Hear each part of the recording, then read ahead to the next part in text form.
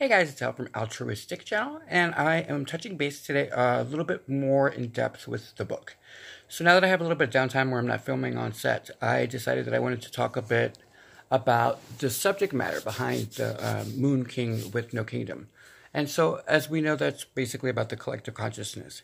But what I wanted to speak about is that one of the things that's most rewarding about that way of thinking is the empowerment that you get from speaking your own truth, right? Like, it's really big on you speaking your truth as only you would know it, and to stand behind that and not let anybody kind of make you feel ashamed or make you somehow feel less than because you think differently than they do.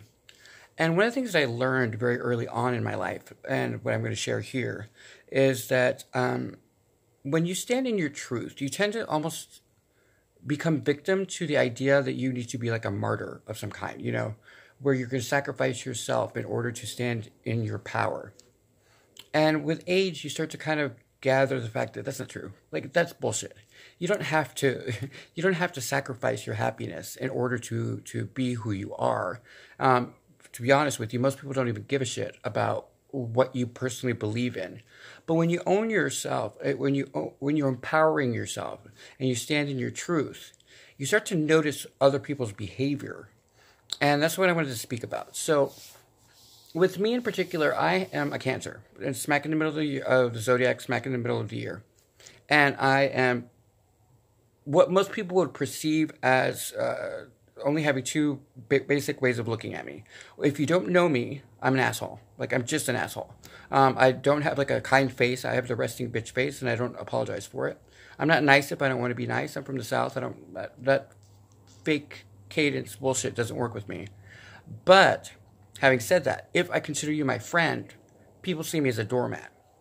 Here's the interesting thing about perspective, and when you stand in your true power. I allow people to think that way. And here's what I mean by that. And I think a lot of you can relate to this.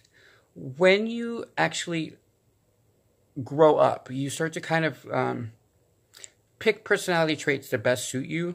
And because I had such a resting bitch face, I think I overcompensated by being a little bit too nice to my friends and being a little too loyal and kind of letting people take me for granted.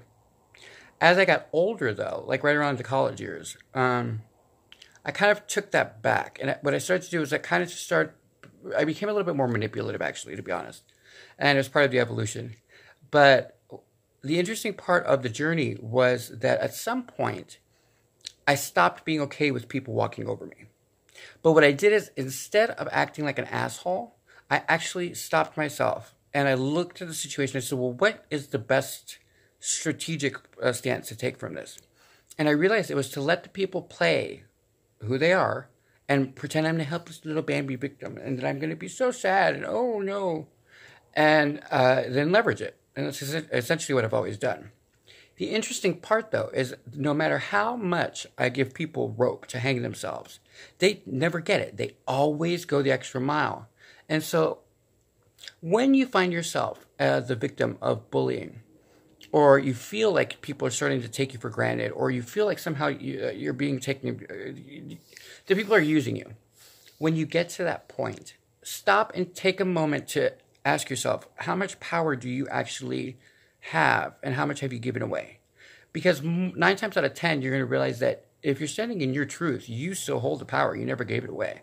In fact, you are literally watching them hang themselves and drown, and you're just looking at them like, here's a life raft.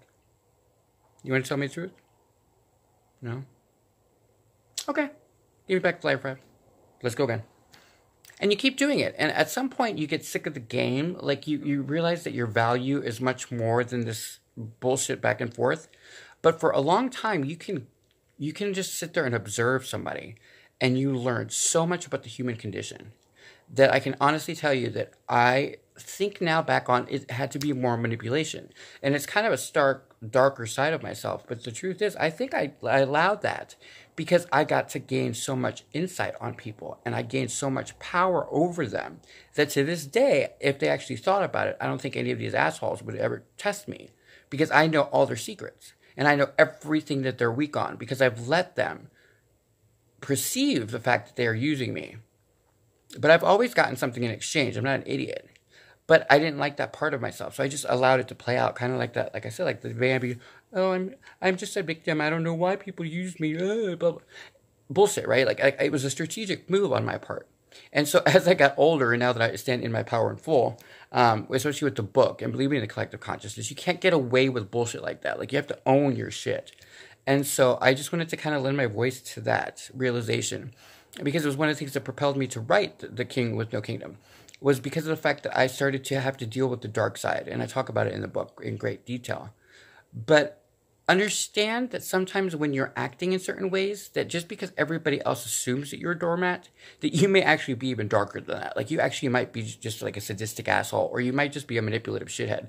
And that there are extra layers that you need to uncover as you go through your life. And I just thought that was interesting that I wanted to share that.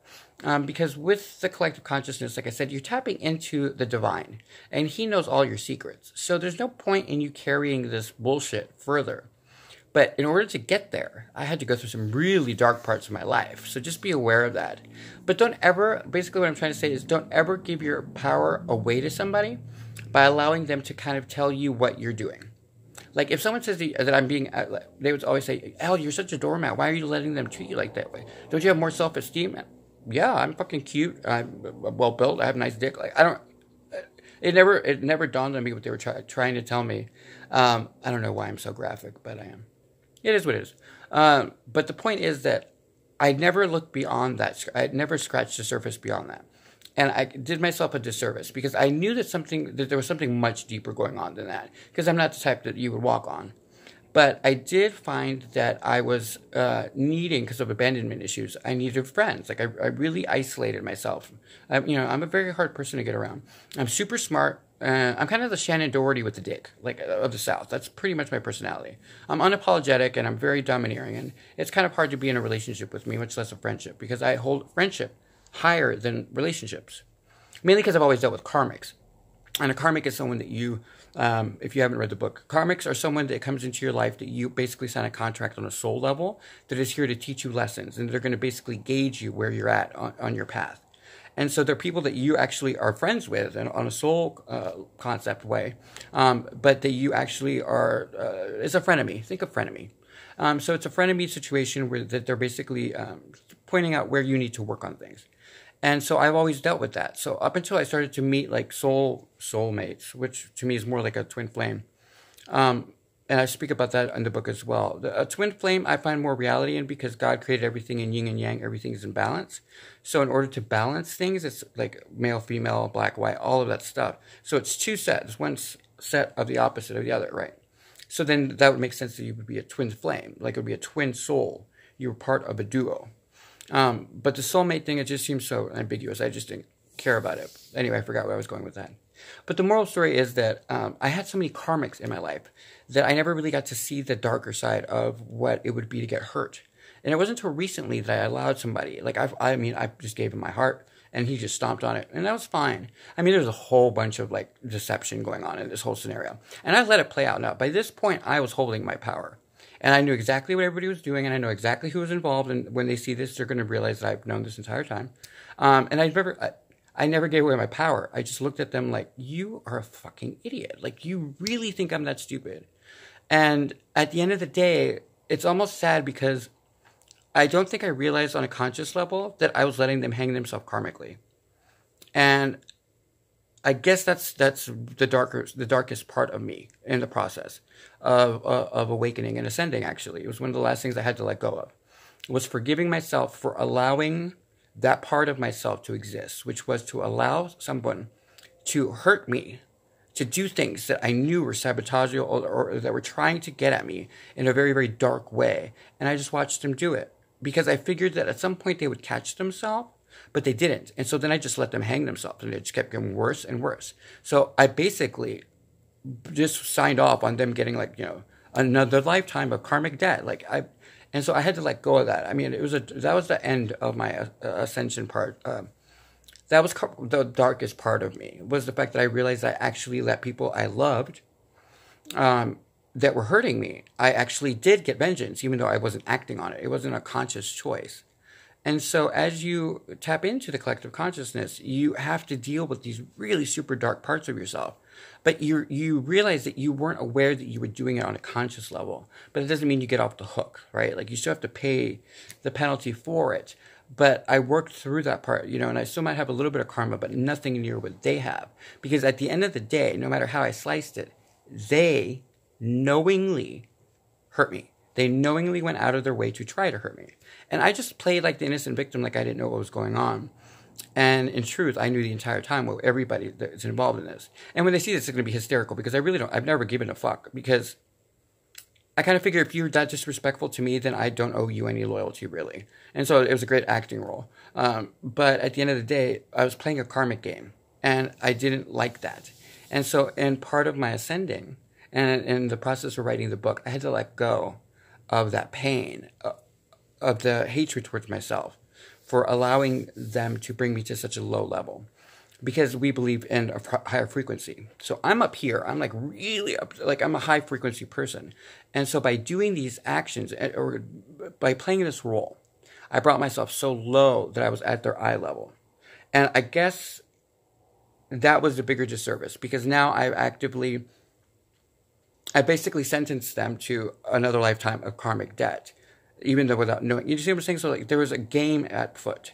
And I realized when I was writing the book, when I was finalizing it, I was sending it out, I was like, you know what? I'm glad that that's over. I learned what I needed to learn from it.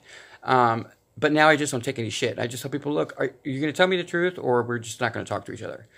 But it took that whole evolution. So I just wanted to share that. You know, when you stand in your power, that means that sometimes you have to own up to your bullshit and to some of the darkest parts of yourself. And that's kind of the lesson behind the King with No Kingdom, is the fact that in the end, no matter what we believe, whether you believe in God, Allah, whatever your faith, or Wicca, or if you're a pagan, whatever it is, you are responsible for yourself. And everything that you speak is a spell, by the way. The English word is a spell, or any type of wording is a spell. It's, I can't remember what it's called. It's like one of the first agreement out of the 4 agreements. And it's the power of word.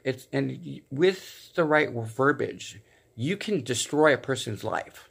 And in fact, I just saw a YouTube video about it, where the guy's basic example was this. A mother had a very hard day, and she gets home, and she's exhausted, and she's in a bad mood. And her daughter's having the best day of her life, completely oblivious to her mom's emotional well-being, or emotional state. And so she's singing and dancing, and all of a sudden the mother turns to her and unleashes her anger on her, and she says, would you shut the fuck up? You have a horrible singing voice. You know, stop singing. The daughter believes that, and so takes that power and gives it to the mother's opinion, and becomes permanently part of who she is, and will never sing again. Always thinking that she has a horrible voice, because the power behind the word became the spell. So that's why I always say to people, like, if you don't believe in pagan or in Wicca, great, but they do. So it's irrelevant what you believe. You know, it's not about you. I know it's contrary to our belief system, but it's not always about us. It's about what they believe, because all of us can manifest destiny. The power of word is what makes things happen. And so when you start to bring all of this in line with each other, you start to realize all of the different things that bond us and not what separates us. And so I'm just letting you know that when you get to a certain point, when you're working through the ascension process, when you get to where I'm at, because it's a work in progress, so you're never done, right? But when you get to a certain point, your responsibility becomes to yourself. And when you become responsible to yourself, then everything opens up to you. But the darkest parts of you then come right to your face, and you have to deal with it. And it's not something you can get away from. And it is a dark night soul. It's a dark night soul. You have to go through that in order to ascend up to where we're talking about. But all of that's like in the advanced levels. But what I'm saying is, like, you know, it's spirituality. If you believe in God, you're talking about angels. Like everything is in line with itself. Everything makes sense if you just look at it from a different perspective, which is what I did with the book. And so that's basically what I'm saying. Take a look at The King with No Kingdom. Read it. Get like a good sense of what I was talking about, because I do a really good job, in humble opinion, of marrying logic and reason with my faith and hope. And I think that we need that right now. We're at a point where we are at, if we don't do something about this, humanity's legacy is going to be a tremendous fuck up. And the frequency that we're going to leave is going to be one of hatred and demise and of all the bad stuff. And the one thing that gives us saving grace is the fact that we do have the frequency of faith and we have hope. So I have faith that you will buy the book, and I have hope that you will enjoy it. But at the end of the day, all I'm saying is that when you work through your spirituality, don't put a name to it. Just work the path, whatever that path is. And that's it for Alan Altruistic Channel. I hope that made sense. You guys have a great night.